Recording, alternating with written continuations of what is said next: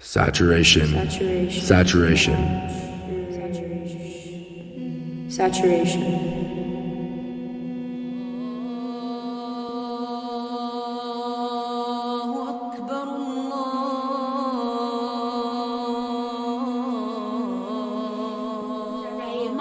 Sokotoriganda, Aizablende Viro Brosantalia, Zodori Brosadan, Levede Libro da Gande, Maluza Bruda Liga Dara Blando Robosende, Ibaroba Janda Rabrazando,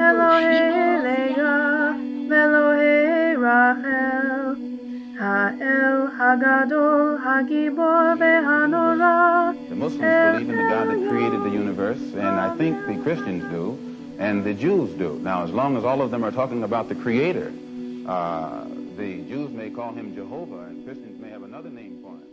Those who are Arabic. Worship.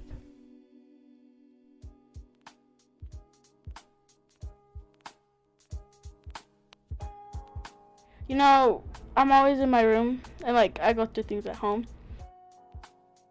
That's how I get away from people. So I'd put in my headphones, just listen to music, and just get away. I don't always tell somebody how I feel, so I'd rather talk to God in my own ways. I hated myself. I did things to hurt myself, and I would bring myself down, and I wasn't confident.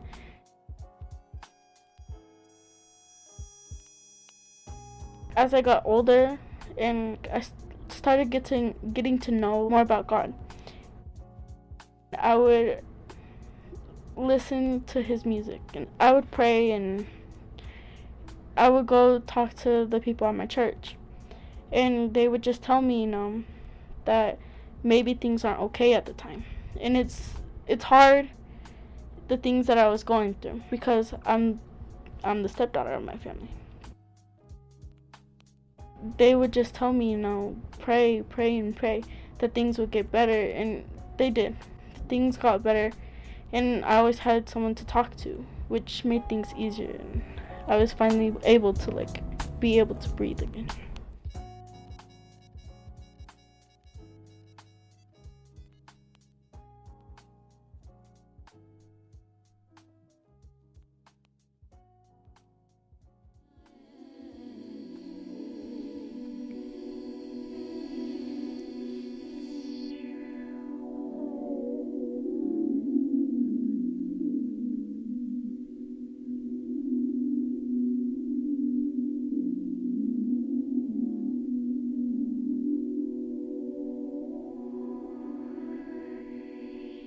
We're all connected to one another, sort of this universal interconnectedness that we can't recognize when we first enter into the world. But it's something that I think we can all access through the work of worship and belief.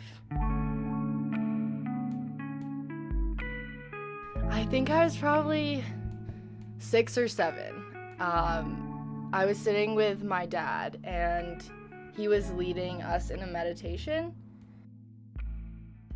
I remember looking at him and seeing how at peace he was. He just seemed completely serene. And my mind was going crazy. I could not calm down. I didn't know what he was feeling.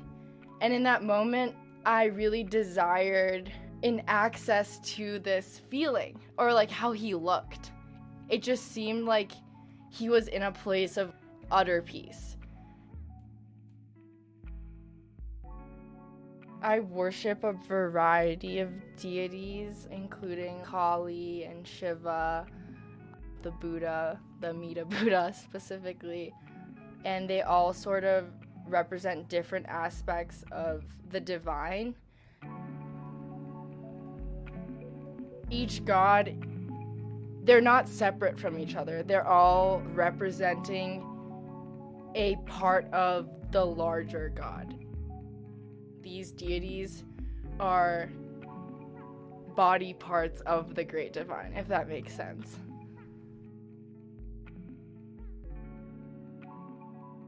the idea of reincarnation really works for me because our atoms are recycled, our matter isn't destroyed. It's rather redistributed energy that will continue to cycle over and over. And in many ways, that is this idea of reincarnation, that we, through our actions, return to the earth in one way or another and continue to serve the cycle of life.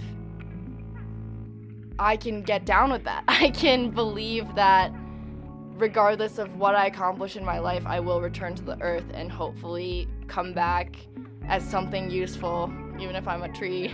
It works for me that it's not necessarily in conflict with one another.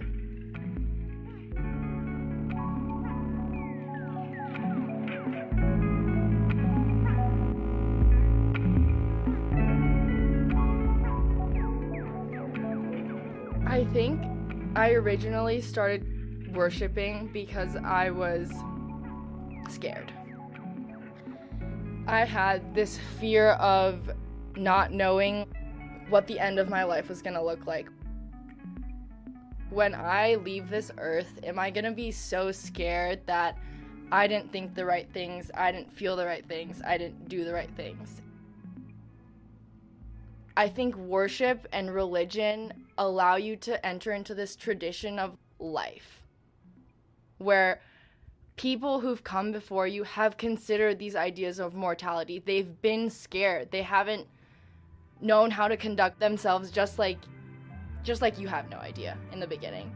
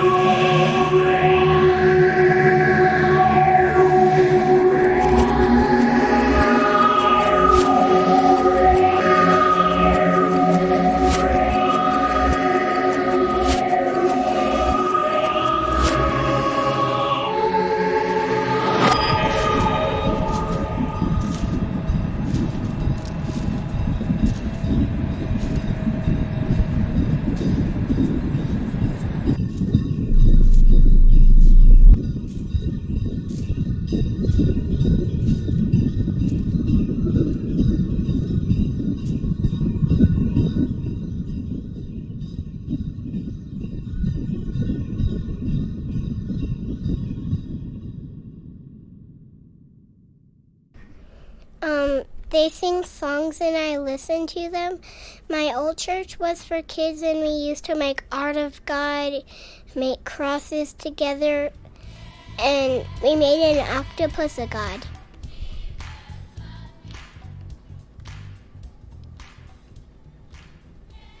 Most of the part, I think it's serving someone when they want something and giving them what they want, even if it's not their birthday or Christmas.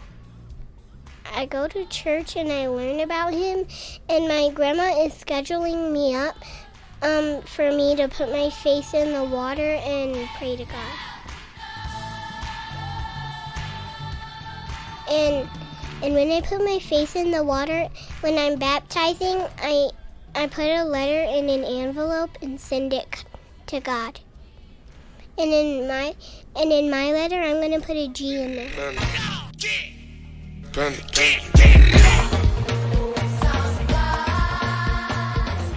I be good for him.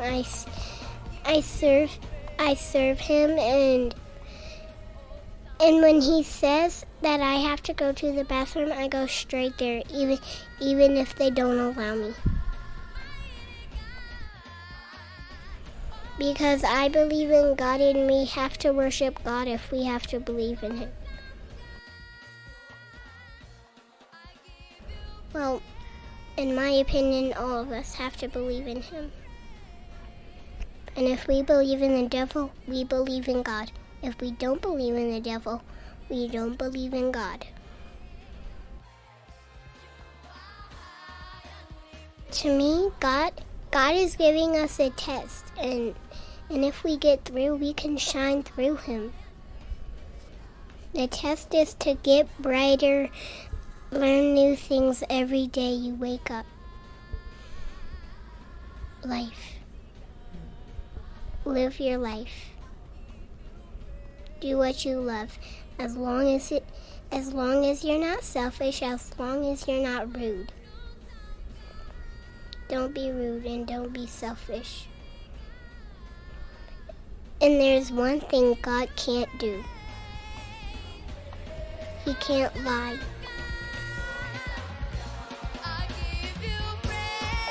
As God has opened doors for me and brought me along, everyone has helped me to where I'm at today. I mean, I'm alive because God has used so many people in my life. I wake up in the morning, I wake up 4:30 in the morning, 5 everywhere. And I put up the blinds and I see how the flowers, how it smells, it's cooked out. You have to hear water at night. Let me tell you something. It's a miracle to see God in plants, in life, in trees.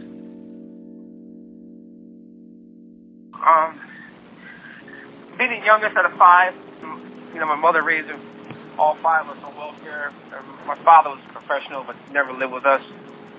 If I think about it now, yeah, I worship having people tell me off where I was good at, in what areas I was good in it. Only because I remember growing up, and for some reason or another, from 1st grade to 6th year, from 6th grade, I went to this one school, and I had a bad rap. I was just one of these mischievous kids, but I never had an A. Never had an A. The very last report card where Huey School went up to 6th grade, that I got my first A.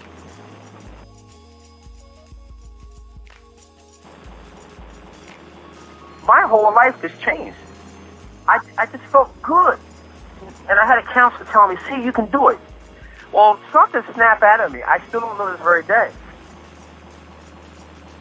Yeah, you can say I worship having people tell me that I'm okay, that I was good. And then from there, I had straight A's in 7th grade, all the way up to 11th grade of high school. I was involved in politics and speaking about black political conscience at the time. I mean, I was born in 1958, so you figure that was in the 70s. Man, it was just exciting time for me. I was looking up to something. I was looking up to these people. I was looking up to this movement. And as long as I spoke what they wanted to hear, and as long as I dressed the way they wanted to dress, I never had an opportunity to let people know how I was feeling or what was going through me or what I liked or what I didn't like. They never asked me.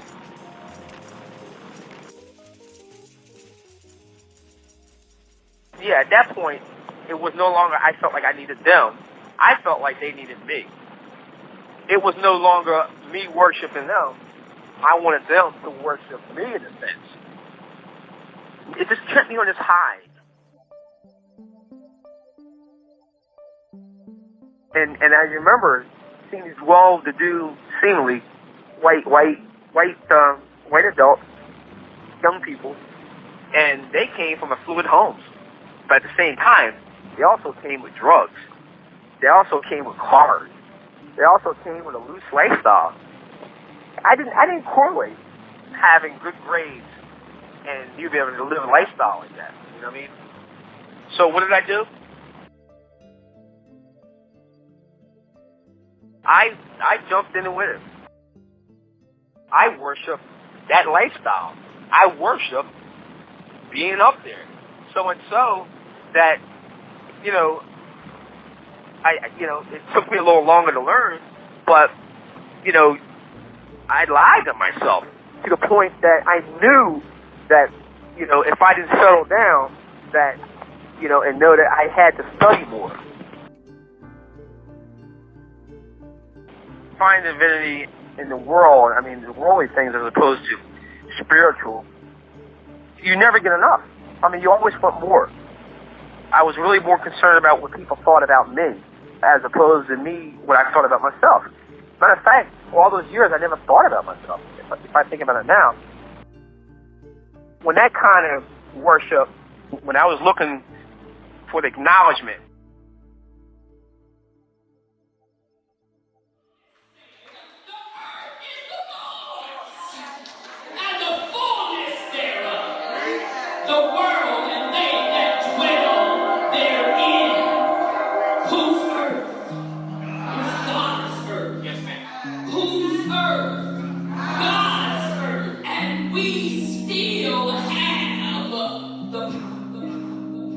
there's an invisible man living in the sky who watches everything you do every minute of every day. And the invisible man has a special list of 10 things he does not want you to do. And if you do any of these 10 things, he has a special place full of fire and smoke and burning and torture and anguish where he will send you to live and suffer and burn and choke and scream and cry forever and ever till the end of time. But he loves you.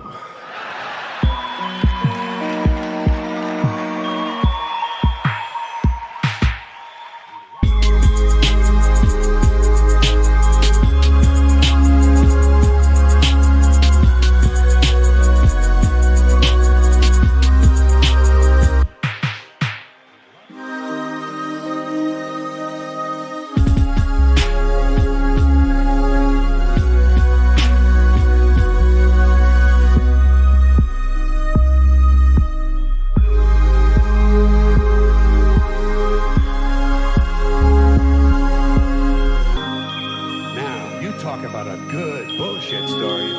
Holy shit.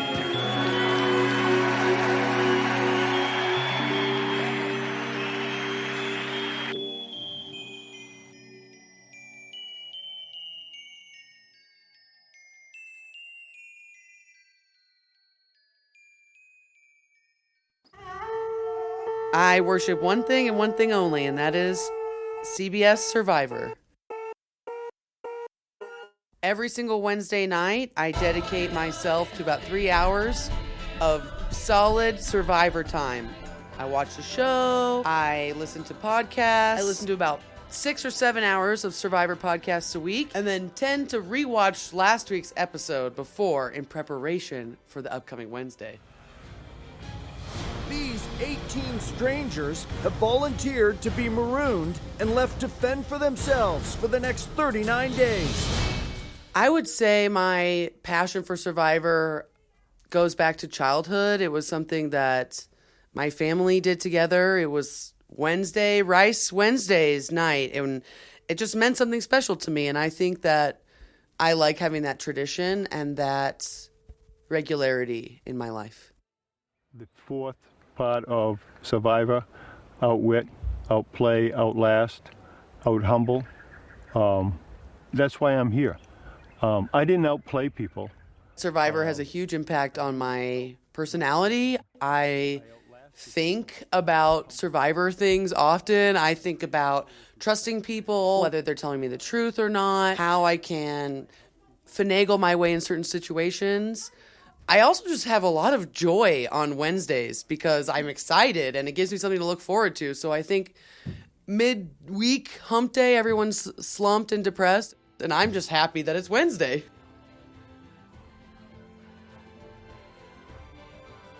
Worshipping is simply being passionate about something, dedicated towards it, and really committing to doing that thing over and over again. And for me, that's Survivor. For other people, it's going to church, doing CrossFit, but for me, it's watching Survivor.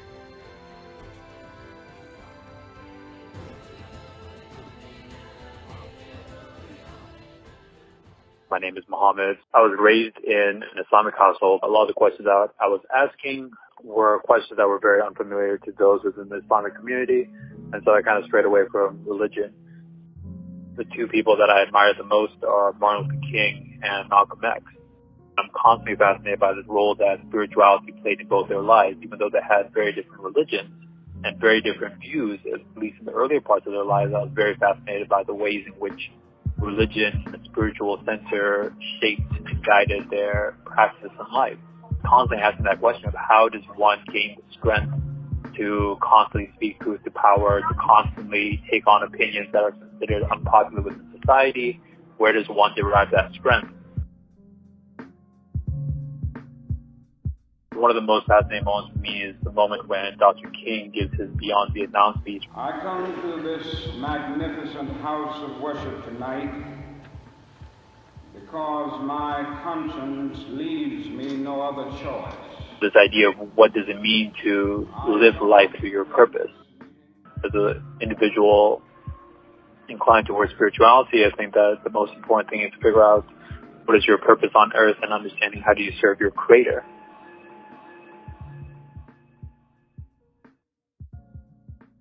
Every day I try to pray a little bit. I read from the Bible, I read from the Quran. Then before I do any photography shoots, I make a little prayer before that. And I ask that my Creator guide me and guide my eyesight so that I'm able to see what I'm supposed to be seeing and to direct my attention.